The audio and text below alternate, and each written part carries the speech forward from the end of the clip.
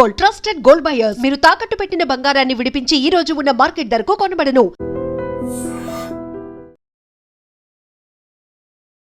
నమస్తే, welcome to I dream talking point with కవిత.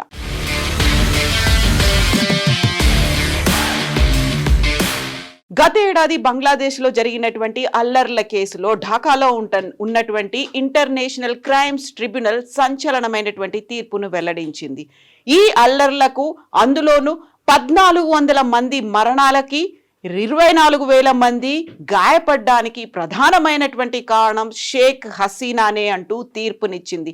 మానవత్వానికి వ్యతిరేకంగా షేక్ హసీనా పని చేశారు, బలవంతంగా అధికారంలోకి ఉండడానికి బల ప్రయోగం చేశారు అంటూ షేక్ హసీనాకు మరణ శిక్షను విధించింది ఢాకాలో ఉన్నటువంటి ఇంటర్నేషనల్ క్రైమ్స్ ట్రిబ్యునల్.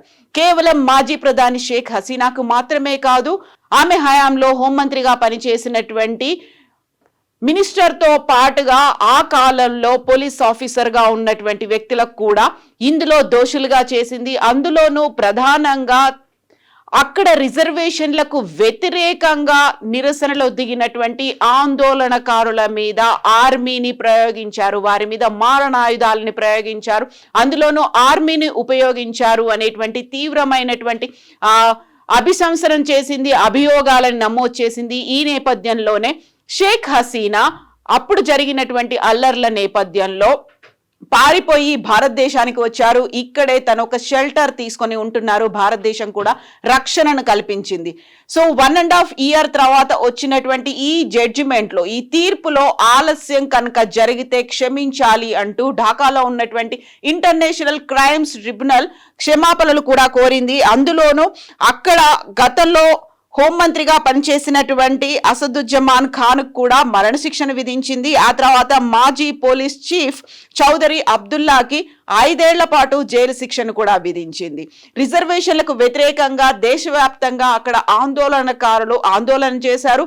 ఆ తర్వాత ప్రధానమంత్రి అధికారిక నివాసం, ఢాకాలో ఉన్నటువంటి అధికారిక నివాసాన్ని కూడా తగలబెట్టారు. దాన్ని హై అలర్ట్ అనేది ఆ టైంలో ఉన్నప్పటికీ కూడా బల ప్రయోగంతో అధికారాన్ని తన వద్దే అట్టి పెట్టుకోవడానికి మానవత్వానికి వ్యతిరేకంగా పనిచేశారు. ఎట్ ద సేమ్ టైం గాయపడ్డటువంటి 24,000 మందికి సరైనటువంటి చికిత్స అందకుండా చేశారు అనేటువంటి అభియోగాల్ని నమోదు చేసింది ఢాకాలో ఉన్నటువంటి ఇంటర్నేషనల్ క్రైమ్స్ ట్రిబ్యునల్. ఈ అభియోగాల నేపథ్యంలో ప్రతిసారి కోర్టుకు హాజరవ్వని చెప్పినప్పటికీ కూడా, సమ్మన్లు జారీ చేసినప్పటికీ కూడా షేక్ హసీనా వెళ్ళలేదు. ఆగస్టులో ఇక్కడికి వచ్చిన తర్వాత ఢిల్లీలోనే ఒక రహస్య ప్రదేశంలో షేక్ హసీనా ఉన్నారు. సో ఈ రోజు ఒక తుది తీర్పు అనేది రాబోతోంది అని అనుకున్నటువంటి నేపథ్యంలో షేక్ హసీనా కుమారుడు కూడా ఆ మాట పదే పదే చెప్తూ వచ్చారు. మా అమ్మకి ఉరి శిక్ష అనేది విధిస్తారు, అది మాకు తెలుసు, అయినప్పటికీ మా అమ్మ సురక్షితంగా ఉంటుంది, తను భారతదేశంలోనే ఉంది, భారతదేశంలో ఉన్నంత కాలం తను సురక్షితంగా ఉంటుంది అనేటువంటి మాటని షేక్ హసీనా కుమారుడు కూడా చెప్పారు. అయితే షేక్ హసీనా మాత్రం వీటన్నిటిని తిప్పిపుచ్చుతోంది. అక్కడ మహమ్మద్ యూనిస్ ఆధ్వర్యంలో ఒక ప్రభుత్వం ఏర్పడింది, అది రాజ్యాంగానికి విరుద్ధంగా ఏర్పడింది. అక్కడ ప్రజాస్వామ్య విలువలు అనేవి లేవు. సో వారి మద్దతుదారులే గూండాలు, రౌడీల రూపంలో నేను ఉన్నప్పుడే అక్కడ అధికారిక నివాసం, ప్రధానమంత్రి అధికారిక నివాసం మీద అటాక్ చేశారు అనేటువంటి మాటను చెప్తోంది. నేను బతికే ఉంటాను, ప్రజల సంక్షేమం కోసం నా పనిని ప్రారంభిస్తాను అంటూ తన కార్యకర్తలు, తన పార్టీ అవామీ లీగ్ ఆ కార్యకర్తలకు షేక్ హసీనా ఒక సందేశాన్ని కూడా ఇచ్చారు. వాళ్ళు ఏ తీర్పు ఇచ్చినప్పటికీ కూడా నాకు సంబంధం లేదు, దేవుడు నాకు ఈ జన్మనిచ్చాడు, దేవుడు ప్రాణాలు తీసే వరకు కూడా నేను ప్రజల కోసం పనిచేస్తూనే ఉంటాను అనేటువంటి మాటని షేక్ హసీనా చెప్పింది. ఈ బంగ్లాదేశ్ కోసం నా తల్లిదండ్రులని, తోబుట్టువులని కూడా కోల్పోయాను, నా ఇంటిని కూడా పోగొట్టుకున్నాను, వారు నా ఇంటిని కాల్చేశారు, కూల్చేశారు. ఇలాంటిది ఆ ప్రభుత్వ నివాసం అనేది నా ఆస్తి కాదు, ప్రభుత్వాంది, అలాంటి ప్రభుత్వ ఆస్తిని కూడా వాళ్ళు తగలబెట్టారు అనేటువంటి మాటని షేక్ హసీనా చెప్తోంది. దీంతో పాటుగా ఈ మధ్య కాలంలో తరచుగా ఈ అభియోగాలకి సంబంధించి తను సోషల్ మీడియా వేదికకు కూడా మాట్లాడుతున్నారు, మీడియాకు కూడా ఇంటర్వ్యూలు ఇస్తూ వస్తున్నటువంటి షేక్ హసీనా దీన్ని అయితే ఎక్స్పెక్ట్ చేస్తున్నారు. అయినప్పటికీ భారతదేశంలో మాత్రం తాను సురక్షితంగా ఉన్నాను అనేటువంటి ఒక మాటను చెప్తూ వస్తున్నారు. దీంతో పాటుగా అక్కడ జరిగినటువంటి అల్లర్లలో ఫైర్ ఆర్మ్స్ ని యూజ్ చేసుకున్నారు, హెలికాప్టర్లు సహా మారణాయుధాలతో తాను వారి మీద అటాక్ చేయమని చెప్పారు అనేటువంటి మాట. విద్యార్థుల ఆందోళనతో పదవీచ్యుతురాలైనటువంటి షేక్ హసీనా గతేడాది ఆగస్టు 5న బంగ్లాదేశ్ ను వీడి భారతదేశానికి వచ్చారు. అప్పటి నుంచి ఢిల్లీలో ఉన్నటువంటి ఒక రహస్య ప్రదేశంలోనే ఉంటున్నారు. తనపై తీర్పు నేపథ్యంలో కోర్టు ఏ తీర్పు ఇచ్చినప్పటికీ తన ప్రాణం ఉన్నంత వరకు ప్రజల కోసమే పనిచేస్తాను అనేటువంటి ఒక మాటను కూడా తాను చెప్తూ వస్తున్నారు. సో ఈ నేపథ్యంలోనే ఇంటర్నేషనల్ క్రైమ్స్ ట్రిబ్యునల్ చుట్టూ 144 సెక్షన్ ని విధించారు. ఢాకా అంతా హై అలర్ట్ ని కూడా అనౌన్స్ చేశారు. ఒకవేళ ఎవరైనా హసీనా మద్దతుదారులో లేకుంటే అవామీ లీగ్ కార్యకర్తలో ఆందోళన చేయడానికి ప్రయత్నించినా లేకుంటే అక్కడ ఉన్నటువంటి వెహికల్స్ ని బిల్డింగ్స్ ని తగలబెట్టే ప్రయత్నం చేసినప్పటికీ కూడా షూట్ ఎట్ సైట్ ఆర్డర్స్ ని కూడా ఇచ్చారు. ఈ నేపథ్యంలోనే హసీనా మాత్రం తనకి భారతదేశం ఒక సేఫెస్ట్ జోన్ గా భావిస్తున్నారు. మాకు విశ్వాసం ఉంది, ఈ అవినీతి పరుడు, ఉగ్రవాది, హంతకుడు, ఇప్పుడు ప్రస్తుతం మహమ్మద్ యూనిస్ బంగ్లాదేశ్ ప్రధానిగా ఉన్నారు, ఆయన్ని హంతకుడు, ఉగ్రవాది, అవినీతి పరుడుగా షేక్ హసీనా అయితే అభివర్ణిస్తున్నారు. బంగ్లాదేశ్ ఎలా మారగలదో చూపిస్తాం, ప్రజలు న్యాయం చేస్తారు అనేటువంటి మాటని మాత్రం తను మళ్ళీ చెప్తూ వస్తున్నారు. ఈ నేపథ్యంలోనే కేసు విచారణకి హాజరవమని సమన్లు ఇచ్చినప్పటికీ కూడా భారతదేశం నుంచి తను వీడే ప్రసక్తి లేదు అంటూ మన దగ్గరే ఒక రక్షణను కూడా పొందింది, ఇక్కడే ఉంది. సో తన గురించి ఆందోళన చెందవద్దు అనేటువంటి మాటని అవామీ లీగ్ కార్యకర్తలకైతే తను చెప్తూ వస్తోంది. మళ్ళీ ప్రజల సంక్షేమం కోసం పనిచేస్తాను, బంగ్లాదేశ్ గడ్డపై న్యాయం చేస్తాను అనేటువంటి మాటని, సో తన దగ్గర నుంచే బలవంతంగా మహమ్మద్ యూనిస్ అధికారాన్ని లాక్కున్నాడు, పీఠాన్ని లాక్కున్నాడు అనేటువంటి మాట. దీంతో పాటుగా గతేడాది జరిగినటువంటి రిజర్వేషన్లకు వ్యతిరేకంగా పోరాటంలో విద్యార్థుల నుంచి ఏదైతే డిమాండ్లు వచ్చాయో వాటన్నిటిని తాను నెరవేర్చినప్పటికీ కూడా సరికొత్త డిమాండ్లతో మళ్ళీ వచ్చారు. దాని వెనక అరాచక శక్తులు ఒక తీవ్రమైనటువంటి ఉద్రిక్త పరిస్థితుల్ని చేయడానికి క్రియేట్ చేసినవే అంటూ షేక్ హసీనా కూడా అభివర్ణించారు. 10 లక్షల మంది రోహింగ్యాలకు ఆశ్రయం కల్పించానని, మానవ హక్కుల ఉల్లంఘనకు పాల్పడ్డారని ఆరోపిస్తున్నారా అంటూ తను కూడా క్వశ్చన్ చేస్తున్నారు. సో అక్కడ ఇన్స్టెబిలిటీ అయితే వచ్చింది, ఆ నేపథ్యంలో ఒక సంక్షోభం ఏర్పడింది.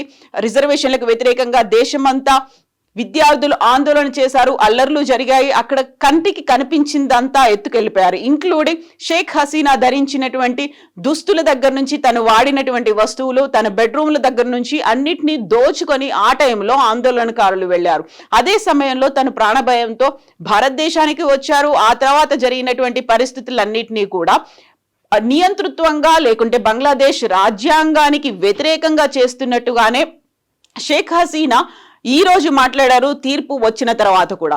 బట్ ఇప్పుడు బంగ్లాదేశ్ ప్రభుత్వం భారతదేశానికి వ్యతిరేకంగా పనిచేస్తోంది అనేటువంటి వార్తలు పదే వినిపిస్తున్నాయి. ఇటీవలి కాలంలోనే పాకిస్తాన్ నుంచి సపోర్ట్ కూడా బంగ్లాదేశ్ కి అందింది. అట్ ద సేమ్ టైం అమెరికాకి సంబంధించినటువంటి సిఐఏ కూడా బంగ్లాదేశ్ వేదికగానే అందులోనూ భారతదేశానికి వ్యతిరేకంగా పనిచేస్తోంది అనేటువంటి మాటలు కూడా వినిపిస్తున్నటువంటి నేపథ్యంలో ఇప్పుడు బంగ్లాదేశ్ ఏం చేయబోతోంది, స్పెషల్ విజ్ఞప్తిని ఏమైనా భారతదేశానికి అందిస్తుందా షేక్ హసీనాని తమకి హ్యాండ్ ఓవర్ చేయమని, లేకుంటే మధ్యలో ఉన్నటువంటి ద్వైపాక్షిక సంబంధాలు కాస్త వీగిపోతున్నటువంటి తరుణంలో ఇప్పుడు షేక్ హసీనా భారతదేశంలో ఒక షెల్టర్ అయితే తీసుకుంటున్నారు కాబట్టి సో ఒత్తిడి పెంచే ప్రయత్నం చేస్తుందా, లేకపోతే అటు వెస్ట్ బెంగాల్, అస్సాం మీదుగా భారతదేశం మీద అటాక్ చేయడానికి ప్రయత్నాలు ఏమైనా చేస్తుందా, లేకుంటే అది కేవలం ఇంటర్నల్ వ్యవహారంగానే ఉంటుందా? కోర్టు తీర్పుని అనుసరించి ప్రస్తుత ప్రధాని మహమ్మద్ యూనిస్ ఏం చేయబోతున్నారు?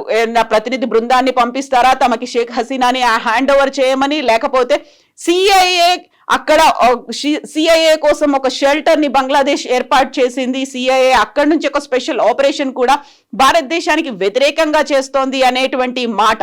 గతంలో ఈ మధ్యలో ఉన్నటువంటి సంబంధాల నేపథ్యంలో సిఐఏ ప్రధానమంత్రి నరేంద్ర మోదీని చైనాలో చంపేయడానికి హత్యకు కుట్ర పన్నింది అనేటువంటి ఒక మాటని, దాన్ని రష్యా అధ్యక్షుడు పుతిన్ పసిగట్టాడు, ఆయన ప్రాణాల్ని కాపాడాడు అనే దాంతో పాటుగా సిఐఏ ఏజెంట్ అదే బంగ్లాదేశ్ లో ఆ తర్వాత కొన్ని గంటలకే మరణించడం, వీటన్నిటి తర్వాత ఒకదానికొకటి లింక్ చేసుకొని చూసుకుంటే బంగ్లాదేశ్ ఈ విషయాన్ని ఇక్కడితో వదిలేస్తుందా? ఇంటర్నేషనల్ క్రైమ్స్ ట్రిబ్యునల్ చెప్పిన దాన్ని ఫాలో అవ్వాలి అంటే అక్కడ మళ్ళీ అదే ఆందోళనలు కూడా వ్యక్తమవుతాయి.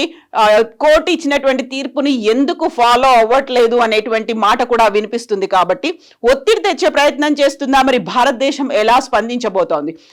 ఏ దేశమైనా అక్కడ నుంచి ఆ దేశ పౌరులు మన దగ్గరికి వచ్చి ప్రభుత్వాన్ని కనుక షెల్టర్ ఇవ్వమని వేడుకుంటే వాళ్ళకి ప్రాణభిక్ష అందించడం అనేది ఒక ఆనవాయితీగా భారతదేశం ఫాలో అవుతూ వస్తోంది. అదేవిధంగా షేక్ హసీనా కూడా పూర్తి అధికారిక లాంఛనాలతో ఒక సెక్యూరిటీని అయితే ఏర్పాటు చేశారు. రహస్య ప్రదేశంలో షేక్ హసీనా అయితే ఉంది. మరి ఇప్పుడు భారతదేశం ఎలా స్పందిస్తుంది? బంగ్లాదేశ్ పాకిస్తాన్ మద్దతు తీసుకుంటుందా, లేకపోతే ఇంటర్నేషనల్ గా ప్రెషర్ తీసుకొస్తుందా, అమెరికా సహాయం కూడా తీసుకుంటుందా అనేది ఒక $1 మిలియన్ క్వశ్చన్ గా ఉంది. అయితే మన దేశంలో మన దగ్గరికి వచ్చిన వాళ్ళకి రక్షణ కల్పించడమే ప్రధాన ఎజెండాగా భారతదేశం ఉంటుంది అనేది గత హిస్టరీ కూడా అదే చెప్తోంది. కాబట్టి అప్పగిస్తుందా అనేది ఒక పెద్ద క్వశ్చన్. ఈ నేపథ్యంలోనే బంగ్లాదేశ్ లో ఉద్రిక్తతలు రాకుండా, ఆ తర్వాత అల్లర్లు జరగకుండా చూసేటువంటి ప్రయత్నాన్ని అయితే మహమ్మద్ యూనుస్ ప్రభుత్వం అయితే చేస్తోంది, అక్కడ ఆందోళనలు జరగకుండా. బట్ షేక్ హసీనా మాత్రం అవామీ లీగ్ కార్యకర్తలకు ఒక ధైర్యాన్ని ఇస్తున్నారు. నా ప్రాణాలని ఎవరు తీయలేరు, భగవంతుడు ఇచ్చినటువంటి ప్రాణం భగవంతుడే తీసుకుంటాడు తప్ప కోర్టులు ఏమీ చేయలేవు అనేటువంటి మాటని షేక్ హసీనా చెప్తోంది.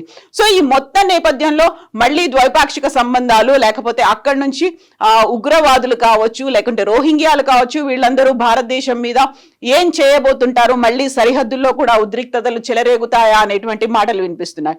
సో ఈ పొరుగు దేశాల్లో జరుగుతున్నటువంటి ఈ సంక్షోభం గురించి, సంక్లిష్ట పరిస్థితుల గురించి భారతదేశం ఎలా స్పందిస్తుంది అనేదే ఇప్పుడున్నటువంటి పెద్ద క్వశ్చన్. మీరేమనుకుంటున్నారో కామెంట్స్ రూపంలో తెలియచేయండి.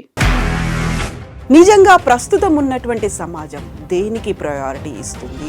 ఆర్థిక సంబంధాల చుట్టూ మాత్రమే తిరుగుతోంది. మళ్ళీ ఎన్నికలంగానే చాలా విరక్తి కలుగుతున్నాం. మంచి అనిపిస్తుంది కదా, లేడీస్ కూడా ఛాలెంజింగ్ జాబ్స్ చేసినప్పుడు చాలా బాగుంటది. ట్రాఫిక్ అసిస్టెంట్స్ గా నియమించిన ట్రాన్స్జెండర్స్ అందరితో సాల్యూట్ చేయించుకుంటున్నారు. ఫుడ్ డెలివరీ ఇవ్వటానికి వెళ్ళినటువంటి డెలివరీ బాయ్ అనిల్ పై కళ్ళ ముందు పెళ్ళండి